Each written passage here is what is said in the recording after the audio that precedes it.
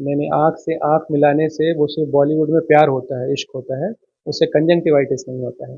तो देखिए black fungus कोई नई बीमारी नहीं थी, पहले भी रिपोर्टेड था।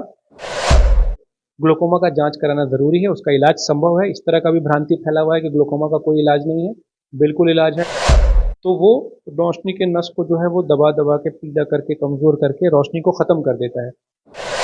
तो अगर आप डायबिटीज़ हैं तो 6 महीने साल भर में अपने आँख का चेकअप ज़रूर से ज़रूर कराएँ। गलत दवा डालने से आँख की रोशनी जा सकती है। बिहार का अगर ज़िला की बात करें तो कन्फर्म रिपोर्टेड बता रहा हूँ मैं आपको, सिवान है, गोपालगंज है, पटना है, मधुबनी। हाथ मिलाना, गले मिलना, ये सब चीज़ को अवॉइड करें। सेलेक्ट 24 न्यूज़ में आपका स्वागत है। मैं हूं मोहम्मद सादिक। कंजुंक्टिविटिस यानी आंख का आना अभी सीवान शहर में काफ़ी लोग इससे परेशान हैं। आज इसी मुहिम के तहत हम पहुंचे हुए हैं सीवान के एक और मशहूर आई सर्जन के पास, एम ए अकबर, मुअज़्ज़म अली अकबर के पास। उनसे सीधे जानने की कोशिश करते हैं कि जिस तरीके से अभी आँख के आने की बात जो कही जा रही है या इन्फेक्शन फैलने की बात कही जा रही है, उसको किस तरीके से देखते हैं एज़ अ सर्जन आप? सबसे पहले तो सेलेक्ट 24 का बहुत-बहुत धन्यवाद कि एक रिलेवेंट टॉपिक को आप लोगों ने उठाया है और इसको आई फ्लू के नाम से भी जाना जा रहा है। फ्लू आम बोलचाल की भाषा में एक वायरल इलनेस है, वायरस का एक इन्फेक्शन होता है, जो कॉमन कोल्ड जिसको कहते हैं, सर्दी खांसी बुखार आ गया 2-3 दिन के लिए आपका बॉडी एक रहता है और फिर वो चला जाता है। तो फ्लू का मतलब ही होता है बहुत तेज़ी से फैलना। तो ये आई फ्लू है, आई का एक वायरस का इन्फेक्शन है जो कि बहुत तेज़ी से फैलता है। तो इसमें सिम्पटम ये आते हैं कि आँख में लाली हो जाना, सूजन आ जाना आँख के चारों तरफ, चिपचिपा पदार्थ निकलना, आँख सट जाना, सुई की तरह चुभना, मतलब काफ़ी परेशानी होती है बहुत ज़्यादा। और चूँकि आँख के सामने कीचड़-उचड़ आ जाता है तो थोड़ा रोशनी भी गिर जाती है।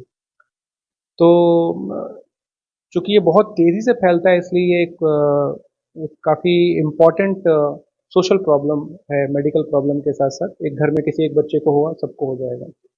तो इसके बारे में जानना और आप लोगों के माध्यम से, प्रिंट और इलेक्ट्रॉनिक मीडिया के माध्यम से ज़्यादा तक लोगों को ये बात पहुँचे, ये बहुत ज़रूरी है। क्योंकि ये जो फैलने का जो तरीका है वो थ्रू कॉन्टैक्ट है।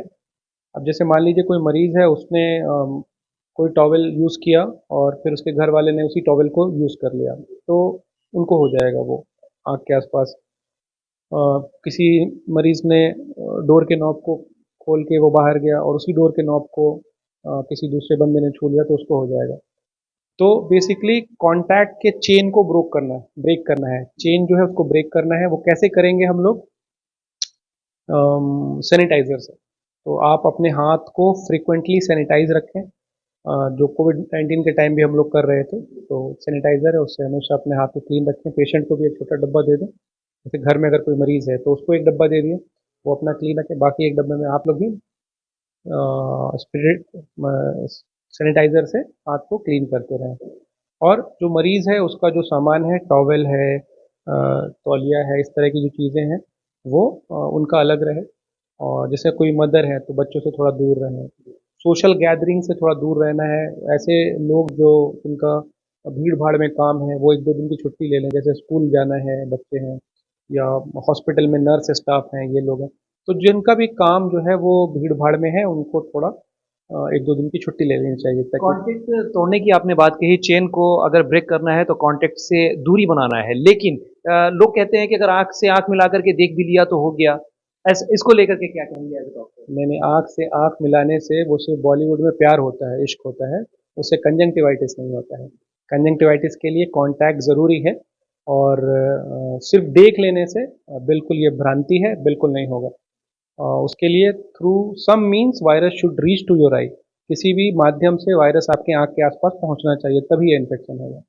और किस तरह से इसमें प्रिकॉशन लेने हैं कि जैसे आँख में लाली आ गई या हुँ, और भी कुछ सिम्पटम दिख रहे हैं, तो क्या हुँ। करना चाहिए? जैसा मैंने बताया, जो मान लीजिए घर में किसी एक मेंबर को होता है तो उनकी जो चीज़ें हैं थोड़ा-सा उनको अलग कर दें।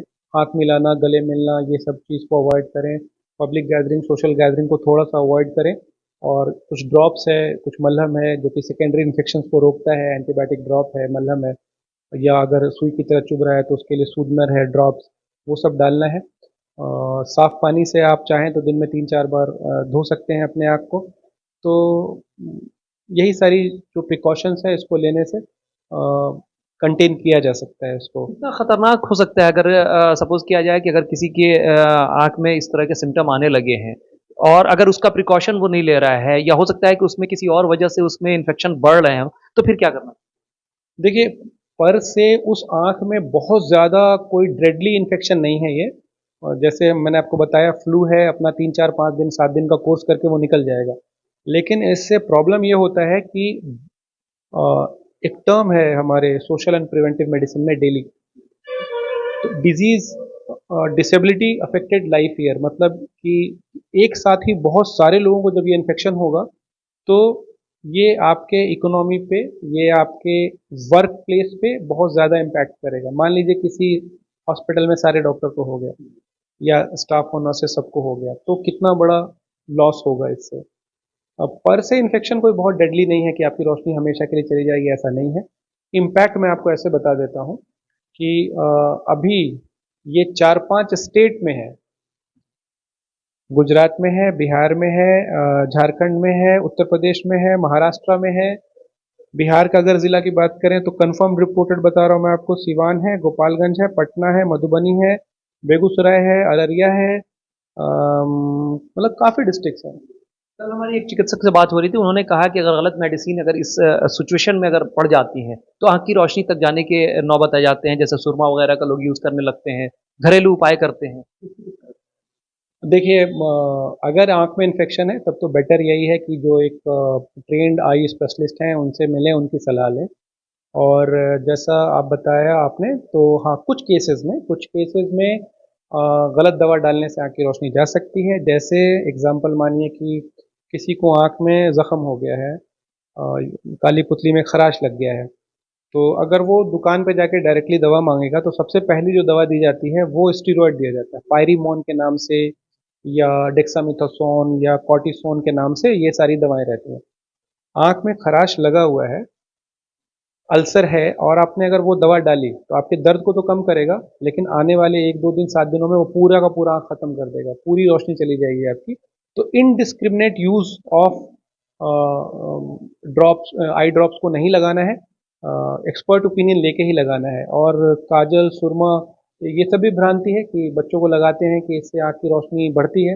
ये बिल्कुल साइंटिफिक रिसर्च में ये प्रूवन है कि इससे आँख की कोई रोशनी नहीं बढ़ती। अभी किस तरह से इसको आप देखते हैं कि एक नॉर्मल कंडीशन में भी अगर आँख में कुछ प्रॉब्लम आती है, तो क्या उसको आई फ्लू ही माने या फिर आई फ्लू के सिम्पटम अलग हैं? नहीं, आई फ्लू जैसे मैंने बताया कि एक ही साथ कई लोगों को होगा। आई फ्लू अलग है, और एक जो बहुत ही कॉमनली देखा जाता है कि भाई आप बाहर गए, मार्केट वार्केट में घूम के आए और आंख लाल हो गई आपकी, तो ये बेसिकली, या और जलन चुभन शुरू हो गया, खुजली शुरू हो गई, तो ये एलर्जिक कंजंक्टिवाइटिस का सिम्टम है। एलर्जी की वजह से जो डस्ट है, पॉल्यूटेंट है, जो पॉलन है, कोई किसी भी चीज़ से किसी को एलर्जी हो सकती है। तो ऐसे किसी एलर्जी की वजह से अगर आपकी आंख में लाली आ रही है या खूब मलने का मन कर रहा है, तो ये एलर्जिक कंजंक्टिवाइटिस है। और इसका ट्रीटमेंट भी थोड़ा अलग है। इसमें एंटी एलर्जिक ड्रॉप्स चलते हैं, टीयर सब्स्टिट्यूट्स हैं, ये सारे ड्रॉप्स चलते हैं।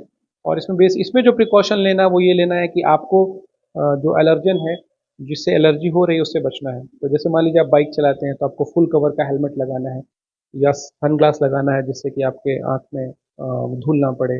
और जो भी डस्ट का एरिया है उसको थोड़ा अवॉइड करना है। बच्चों की आँख में काजल, सुरमा ये सब नहीं लगाना है।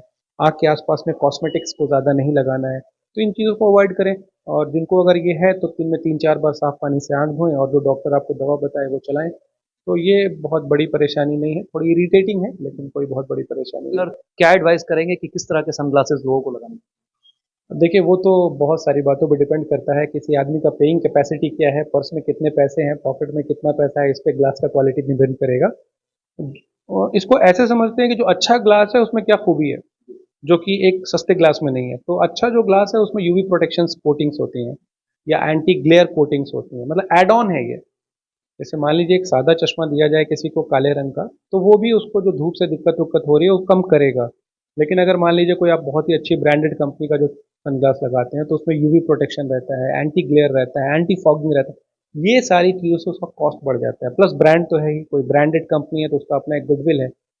तो सन ग्लास से आँख का रोशनी कम हो जाएगा इसका कोई प्रत्यक्ष प्रमाण नहीं है। ये है कि आप ट्राई करें कि बेस्ट से बेस्ट क्वालिटी लगाएं, लेकिन ठीक है, हर तरह के लोग हैं, हर तरह का पेइंग कैपेसिटी है, तो सब चीज़ चलती है ये। गलत नंबर का चश्मा नहीं लगाना है, ये एक अलग चीज़ है। जो पावर का ग्लास है, तो जिनको भी चश्मा है वो अपना 6 महीना साल भर में अपना चेकअप कराते रहें ताकि उनका नंबर सही रहे। ये एक इम्पॉर्टेंट चीज़।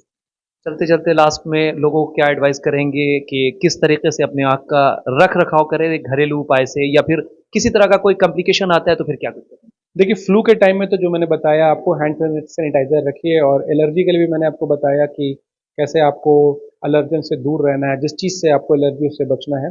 इसके अलावा 3-4 इश्यूज जो है, जो कि मैं आजकल आजकल क्या काफ़ी दिनों से चल रहा है, और उनके ऊपर ध्यान देने की बात है। जैसे अगर आप डायबिटिक हैं, तो डायबिटीज़ जो है वो 2 चीज़ों को पहले प्रभावित करता है, एक किडनी को और दूसरा आँख को। तो अगर आप डायबिटीज़ हैं तो 6 महीने साल भर में अपने आँख का चेकअप ज़रूर से ज़रूर कराएँ, क्योंकि एक बीमारी होती है जिसको डायबिटिक रेटिनोपैथी कहते हैं, जिसमें होता क्या है कि अगर आपके कैमरे में ये फ़ोकस आ रहा हो, तो ये जो है ये नस है और ये खून की नलियाँ हैं। तो डायबिटीज़ में ये खून की नलियों से, ये रेटिना है पूरा, तो खून की नलियों से लीक होना शुरू हो जाएगा और आँख के अंदर खून आना शुरू हो जाता है। तो अगर पहले देख लेंगे तो उसको हम लोग पकड़ के, और जो इलाज है उसका लेज़र, एंटी VEGF इंजेक्शंस है, सिस्टमिक कंट्रोल ऑफ डायबिटीज़, ये सब हम लोग कर पाएँगे। दूसरा है ग्लोकोमा। ग्लोकोमा होता क्या है कि जैसे आँख का प्रेशर बढ़ता है, जिससे आँख का ये जो नस है, ये जो सेंटर एरिया आपको दिख रहा है, ये आँख का नस है जो रोशनी को ब्रेन में लेके जाता है। तो अगर आँख का प्रेशर बढ़ता है, तो वो रोशनी के नस को जो है वो दबा-दबा के, पीला करके, कमज़ोर करके रोशनी को ख़त्म कर देता है। तो और इसको पकड़ना थोड़ा मुश्किल है। ऐसा नहीं है कि हर ग्लोकोमा के पेशेंट को पेन होगा, दर्द होगा, ऐसा बिल्कुल नहीं होगा। ऐसा भी नहीं होगा कि बिल्कुल आपकी रोशनी चली जाएगी, वो धीरे-धीरे करके जाएगी, आपको पता नहीं चलेगा।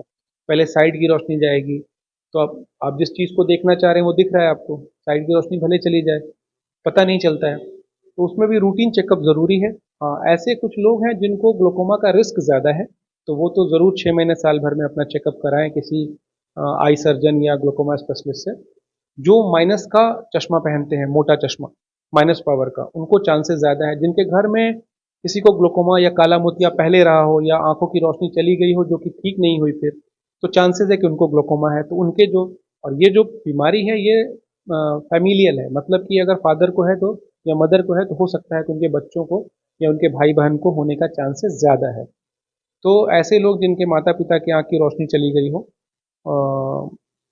या फिर ऐसे लोग जो स्टीरॉयड, कॉर्टिसोन, ओमनाकॉर्टिल, इस तरह की दवा, या स्किन का क्रीम जो है, खुजली होती है बहुत दिनों से, तो स्किन में जो क्रीम लगा रहे हैं उसमें भी स्टीरॉयड रहता है। तो स्टीरॉयड का सेवन अगर कोई भी कर रहा है तो उनको ग्लोकोमा का जांच कराना ज़रूरी है, उसका इलाज संभव है। इस तरह का भी भ्रांति फैला हुआ है कि ग्लोकोमा का कोई इलाज नहीं है, बिल्कुल इलाज है, ड्रॉप्स है, लेज़र है, सर्जरी है, सब है। तो जिस तरह बीपी बढ़ने से हार्ट पर प्रेशर पड़ता है और ब्रेन पे प्रेशर पड़ता है, उसी तरह ग्लोकोमा में आँख का प्रेशर बढ़ने से रोशनी का नस सूख जाता है। तो जिस तरह बीपी में बीपी की दवा चलती है, उसी तरह इसमें इसकी दवाएँ चलेंगी और प्रेशर ठीक रहेगा। स्टेरॉइड की बात आपने की, तो अक्सर कोविड के टाइम में देखा गया कि स्टेरॉइड के बहुत ज़्यादा यूज़ की वजह से ब्लैक फंगस के बहुत सारे केसेस सामने आए। ब्लैक फंगस भी काफ़ी हो हल्ले में रहा है, उसको लेके क्या? तो देखिए, ब्लैक फंगस कोई नई बीमारी नहीं थी, पहले भी रिपोर्टेड था। लेकिन बेसिकली ये होता ही उस समय है जब आपका इम्यून सिस्टम लो हो जाए, आपका जो फाइट बैक कैपेसिटी है बॉडी का, वो जब कमज़ोर होगा तो इस तरह का इन्फेक्शन होता है। और हम लोग जानते हैं कि कोविड में काफ़ी कम हो गया था वो। अगर इसके साथ में इन एडिशन टू दैट अगर किसी को डायबिटीज़ है, या कोई मान लीजिए किसी का किडनी ट्रांसप्लांट हुआ हुआ है, जो कि इम्यूनो सप्रेसिव ड्रग्स पे हैं, तो उनको ये इन्फेक्शन ज़्यादा होता है। ये सब पहले भी रिपोर्टेड है। कोविड में इसका चांसेस इसलिए ज़्यादा हो गया कि एक साथ ही बहुत बड़े एक पॉपुलेशन का इम्यूनिटी लो हुआ था। तो और हाँ, अगर ये हो जाता है तो ये थोड़ा डेंजरस बीमारी है, क्योंकि काफ़ी जल्दी से और काफ़ी अंदर तक फैल जाता है, और कई बार तो आँख लूज़ करना पड़ जाता है। लेकिन ये नॉर्मल टाइम्स में, नॉर्मल इंडिविजुअल में जिसका कि इम्यून स्टेटस ठीक है, इनका इसका चांसेस थोड़ा कम रहता है। बहुत शुक्रिया सर हमसे बात करने के लिए और महत्वपूर्ण जानकारी देने के लिए। Thank you so much, pleasure is all mine. और मुझे बहुत अच्छा लगा कि आप एक इतना अच्छा इशू जो कि अभी फैल रहा है हर जगह, आई फ्लू, उसके ऊपर आप लोगों ने कवरेज किया। Thank you very much. तो ये थे हमारे साथ डॉक्टर एम ए अकबर, जो मुअज़्ज़म अली अकबर के नाम से जाने जाते हैं। सीवान शहर में आई सर्जन हैं और आप इनकी बातों और इनके दिए हुए एडवाइस से उम्मीद करते हैं कि बहुत फ़ायदा उठाएंगे। हम तमाम दर्शकों से भी रिक्वेस्ट करेंगे कि जो बताए गए गाइडलाइन है उसको फुलफिल करें, ताकि ये समाज में ज़्यादा से ज़्यादा लोगों को हार्म ना पहुंचाए और लोग सुरक्षित रह करके अपने दिनचर्या को पूरा कर सकें। तमाम बड़ी खबरों के लिए बने रहे हमारे यूट्यूब चैनल SELECT24 न्यूज़ को लाइक, सब्सक्राइब, शेयर जरूर करें। साथ ही हमारे फेसबुक पेज को भी लाइक, शेयर, कमेंट करना ना भूलें और हमारे वेबसाइट www.select24news.in पर विजिट जरूर करें। अब आपके शहर सिवान के लक्ष्मीपुर में भरपूर सुविधाओं के साथ खुल गया है hotel select and marriage hall. आपको बता दें 10 जून से भारी डिस्काउंट के साथ बुकिंग शुरू है। एक बार जरूर पहुंचें। इसमें आपको मिलेगा फुली एयर कंडीशन, साथ ही बुकिंग के साथ टेंट का सारा सामान, बर्तन और चूल्हा बिल्कुल फ्री। जल्द ही किसी भी कार्यक्रम को अच्छे वातावरण में करने के लिए बुक करें hotel select and marriage hall. हमारा पता है लक्ष्मीपुर सिसवन ढाला बिसाइड डॉक्टर तौफीक अहमद। हमारा कॉन्टेक्ट नंबर है 8797327330। एक बार जरूर पहुंचें और इस भारी डिस्काउंट का लाभ उठाएं।